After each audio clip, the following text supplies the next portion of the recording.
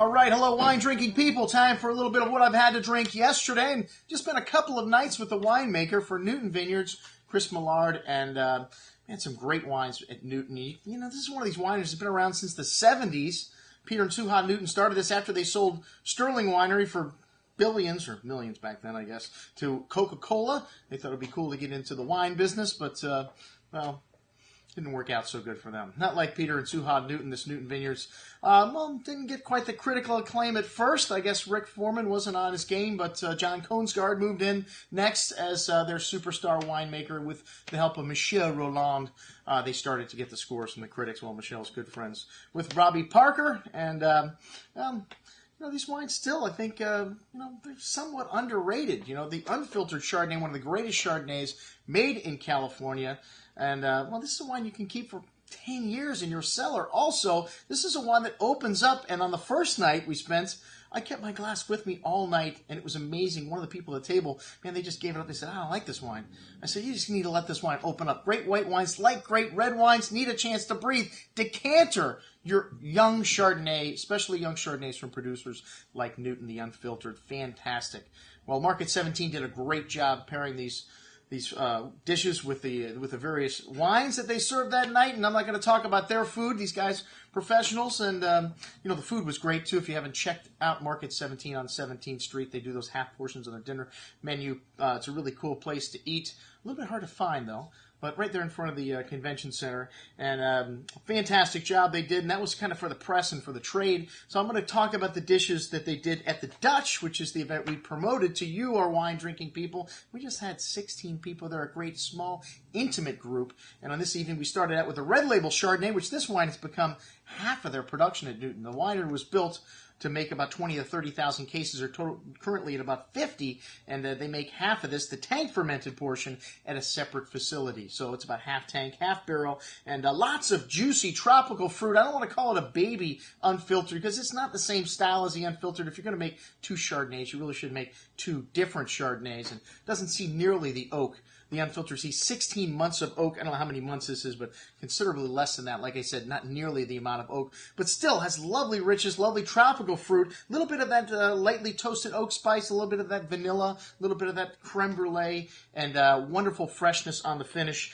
They paired this dish with pork belly, which I thought was kind of a little bit odd, but, you know, classic combination, pork belly and clams in Portugal. I've never heard it anywhere else. But they also served sauerkraut with this. An interesting dish that was really good by itself, but with the wine, I don't know that it added anything to the pairing. But the Red Label Chardonnay doesn't need anything. This is a product that they actually have to slow down the sales of it. They have the take-off programming, so it's gone up a few dollars in price, but still worth every penny of the $22 price tag on this email. Then we got the unfiltered wines, and that's what Newton is all about. You see, they believe that if you filter the wine, you take something out of it. Like when you're making coffee, you notice what the filter looks like after you're done making coffee. And if you put your tongue on that and you tasted it, you'd get some of the taste of the coffee. Well, some of that's staying in the filter. So you have the filtered wines, and then you have the unfiltered wines. It'd be like a French press coffee, which you know, doesn't filter out any of the flavor, the oils, something that's so important with coffee, and there's a lot of things in wine also that you don't want to take out of it. So what do you have to do to make an unfiltered wine? You have to leave it in barrel. You have to rack it to make it clean. So they keep their wines in barrel for like 16 months. Not all of it's new. These wines are not over the top. They're not overly extracted. They're not overly oaky. They're very well-balanced wine. With the Merlot, they start with about 80% Merlot and then add in Cabernet Sauvignon and Malbec. They only make a few thousand cases of these wines. Like I said, half the production is Red Label. They make 1,000, 2,000 cases of Puzzle, and then the rest of it is the other wines, the unfiltered Merlot, the unfiltered Cab. They make several other wines that really don't make it into the market. They make a little Red Label Claret still, but that wine is very hard to find. These wines, well, now that they're marketed by LVMH, one of the world's largest luxury goods conglomerates, $60 billion in sales a year, I don't know that they need to sell any of these wines. Actually, Suha and Peter didn't need to sell them either because they have got a huge library of these wines at the winery still, all different formats. But the Merlot, a Cabernet drinker's Merlot, nice thick nose of milk chocolate, red cherry, and plum fruit, fresh, earthy, loamy notes, really smooth and silky on the tongue. One of the things you get from Merlot, a lot softer tannins, but bright freshness, great acidity. This wine's really nicely balanced, elegant and stylish, excellent juice. The 2010 Merlot from Newton Unfiltered, and then the Cabernet, and both of those were served with smoked bone marrow, which I love. bone marrow, and this was really nice. A little smoky, though, for wines that are not big and oaky. Escargot, I could live without. Snails with soft herbs and mushrooms, and they kind of went good with the wine. I like those earthy flavors with both of these wines. It worked nice. The Cabernet, my favorite of the two, though. This wine had just a little bit more on the nose, a little bit richer and more concentrated. Dark cherries, cassis, currant berry fruit, some loamy notes also, some dark chocolate, and just a little bigger finish, more tannins at the end. But they start with 80% Cabernet in this one, and then they add a little Malbec and Syrah into the blend here. A lot of people add Syrah into their Cabernets. And then the big boys, the Puzzle. And the Puzzle was served with a 1993 Cabernet out of Magnum from the winery's library. I don't know who made the 93. At that point, it could have been David Ramey. I know he worked there at some time. But 93, not considered a great vintage in Napa, but in a large format, these wines do last quite a bit longer. This was served with a little sous vide of lamb saddle, sunchoke Paris, which sunchoke, I don't know, they serve sunchoke at Market 17 with one of their dishes also. This is like an artichoke. It's not very good with wine.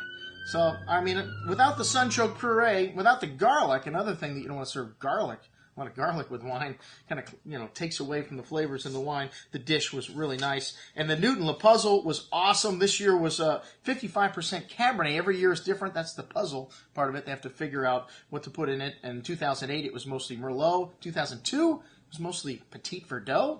And like I said, every year they figure out what they would need to put in it to make the best wine possible. Every varietal is vinified separately and made like it's going to be the puzzle, and then they decide barrel by barrel which one is going into their top wine. But awesome juice. This wine really rich and dark on the palate. Lovely tobacco spice, dark cherry, currant fruit, silky smooth tannins though. Even this wine's big and chewy. The tannins are nice and round and right. This 2009 vintage, a really good vintage if you picked before October 13th, sorry, when the rains came. It was perfect conditions, so everything that was picked before the 13th, well, possibly made it into the puzzle. The stuff that was picked after the 13th, no way it went into the puzzle.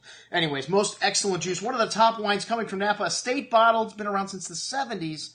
Still around $100 a bottle.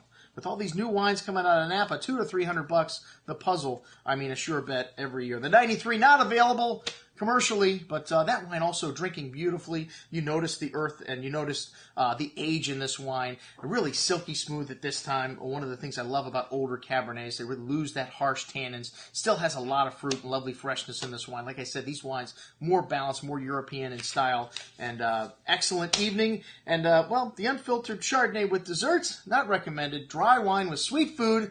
I don't understand it, what happened here and how these guys would let them serve Chardonnay with white chocolate mousse and orange honey sorbet. I mean, the dessert was good by itself, but you never serve dry wine with sweet food. One of the big faux pas that you see people make, and I'm sorry, you want to be different. For the sake of being different, that's one thing. Being different from putting something on a plate that is unique and works for me is, worthy of being different, but several of the food courses here are just not great with the wines. But the wine's great, the food great by themselves, a great night overall. I think everybody had a wonderful time. That's what we had to drink with Chris Millard at the Dutch. I'm your host, Andrew Lamposoni, signing off for the Wine Watch, saying remember, always drink the good stuff first.